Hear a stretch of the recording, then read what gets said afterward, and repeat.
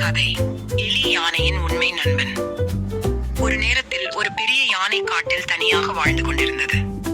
யாருடனும் பேசாமல் தன்னை மிக பெரியவன் என்று கருதியது. அதே காட்டில் ஒரு சிறிய எலி வாழ்ந்தது. எப்போதும் மற்ற விலங்குகளுக்கு உதவி செய்வதிலே மகிழ்ச்சி அடைவது. ஒரு நாள் யானை பாதையில் நடந்து கொண்டிருந்தது. திடீரென ஒரு வலையில் சிக்கிக் கொள்கிறது. வேட்டைக்காரர்கள் பதுங்கிக் கொண்டிருக்கிறார்கள். யானை பயந்த குரலில், அம்மா, யாராவது இருக்கிறீர்களா? எனக்கு உதவுங்கள். அதை கேட்ட எலி ஓடி வந்து பார்க்கிறது.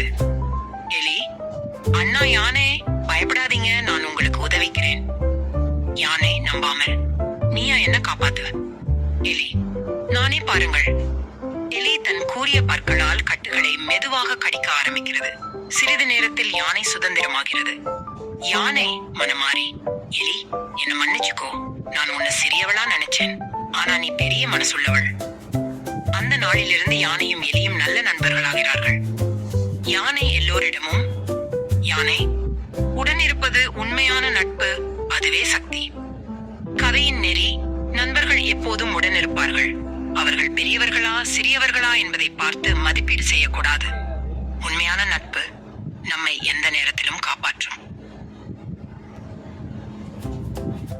ஸ்டோரி பிடிச்ச லைக் பண்ணுங்க, ஷேர் பண்ணுங்க, சப்ஸ்கிரைப் பண்ணுங்க, காமெண்ட் பண்ணுங்க.